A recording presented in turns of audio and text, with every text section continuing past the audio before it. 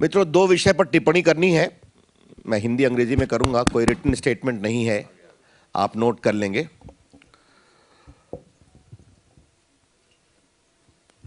There have been report today in one newspaper about unusual movement of army units around Delhi in January.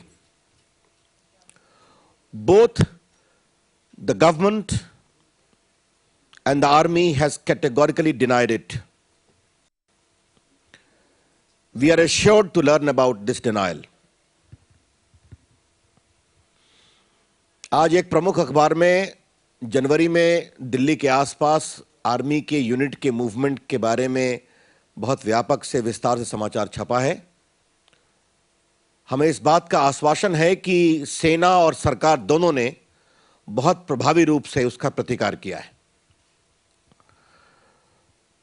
The armed forces are one of the most important institutions of the country.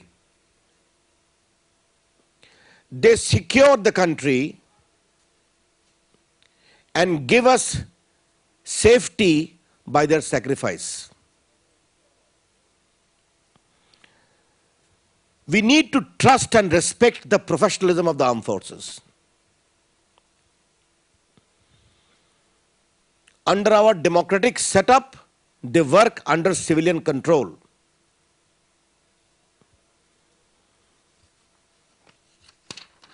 Bharat की सेना पारंपरिक रूप से देश की एक बहुत ही महत्वपूर्ण संस्था है। वो अपने त्याग, समर्पण और बलिदान से देश को और हमें सुरक्षित रखती है। हमें उनके प्रोफेशनलिज्म का सम्मान करना चाहिए। भारत के लोकतांत्रिक संवैधानिक संस्था में देश की सेना पॉलिटिकल नेतृत्व के अंतर्गत काम करती है।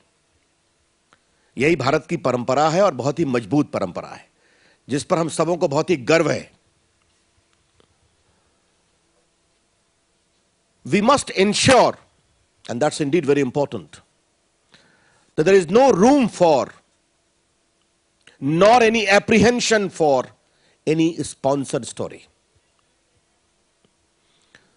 इस बात की विशेष चिंता होनी चाहिए सबों की ओर से कि ना ऐसा कोई अवसर हो, ना ऐसी कोई आशंका हो कि प्रायोजित खबरें बने।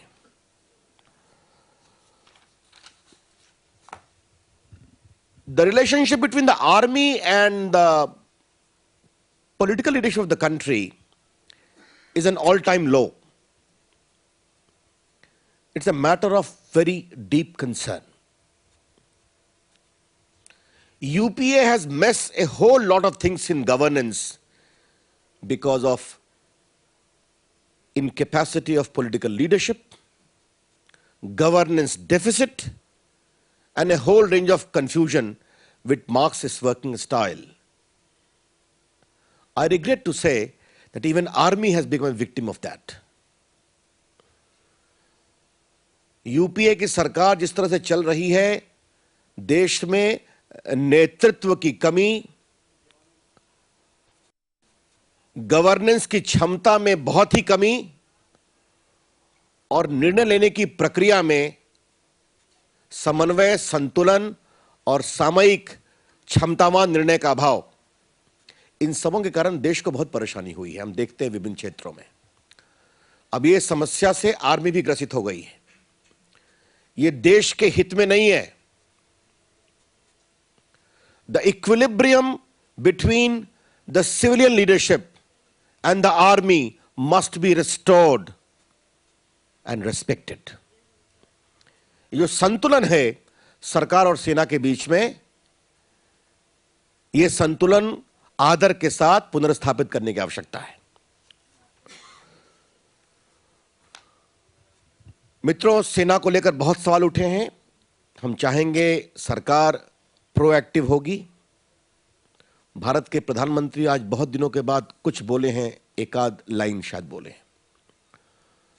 हम अपेक्षा करेंगे भारत के प्रधानमंत्री से कि संवेदनशील विषय पर वो एक प्रोएक्टिव रोल लेंगे and this whole thing must end. ये हमारी अपेक्षा होगी। मित्रों, ये हमारी आरंभिक टिप्पणी पहले विषय के बारे में है। फिर दूसरा विषय मैं बोल दूं, फिर आपके जो सवाल होंगे उसका मैं उत्तर दूंगा। पाकिस्तान के राष्ट्रपति जरदारी साहब एक निजी यात्रा में भारत आ रहे हैं। वो पाकिस्तान के लोकतांत्रिक रूप से चुने हुए राष्ट्रपति हैं। हम उनकी यात्रा का स्वागत करते हैं। दोपहर के भोजन पर उनकी इस निजी यात्रा में भी भारत के प्रधानमंत्री से उनकी मुलाकात होगी। हम ये अपेक्षा करेंगे कि भारत के प्रधानमंत्री उनको बहुत साफ साफ कहेंगे जब दिल्ली में उनकी मुलाकात होगी कि जब तक पाकिस्तान प्रायोजित आतंकवाद भारत के खिलाफ समाप्त नहीं होता तब तक कोई सार्थक बातचीत नहीं होगी। We would expect the Prime Minister of India to convey in very clear, categorical and unequivocal terms, as firmly as possible, to Shri Zardari, the democratically elected President of Pakistan, whose visit we welcome, that no normal dialogue between India and Pakistan is possible unless Pakistan stops very clearly its sponsored terrorism against India. सबसे बड़ा सवाल वहां के military establishment के एक वर्ग का है जो आतंकवादियों को प्रायोजित करते हैं। आज जब जरदारी साहब हिंदुस्तान आ रहे हैं तो यह बताना बहुत जरूरी है कि डेविड हेडले और कसाब दोनों ने अपनी गवाही में आर्मी के एक वर्ग का नाम लिया है जिन्होंने उनको पेट्रोनाइज किया और उनकी मदद की। Therefore, I would expect the Prime Minister to be very categorical about these things. जब तक कल मैंने गृह मंत्री का वक्तव्य देखा उसमें मुझे कुछ हताशा दिखाई पड़ी। I saw an utter sense of helplessness in the utterances of Mr. Chidambaram yesterday that Pakistan doesn't take any action. All right, India is an important neighbor. There has to be diplomatic ways to convey that this is not acceptable. देश के लोग अपेक्षा करते हैं कि मुंबई के आतंकवादी हमलों के लोगों के खिलाफ कार्रवाई की जाए। आज भी हाफिज सईद खुलेआम घूमते हैं और भारत के खिलाफ जहर उगलते हैं। उनके खिलाफ इतने केसेस हैं, मुंबई के हमले के भी सबूत उनके स्पष्ट तार जोड़ते हैं। What the BJP would like to highlight that not only the intention is unclear, but even the capacity and the ability of Pakistani leadership to deliver on the fight against terror is also becoming suspect. हमारी चिंता का विषय यह है, इस बात को बहुत गंभीरता से बताएं, यह हम अपेक्षा करेंगे। भारत के लोग आतंकवाद के खिलाफ प्रभावी प्रामाणिक कार्रवाई की अपेक्षा करते हैं और यह हमारी उम्मीद होगी कि भारत के प्रधानमंत्री पाकिस्तान के राष्ट्रपति को इस संदर्भ में देश की इस चिंता को बहुत ही प्रभावी तरीके से बताएंगे। That's all.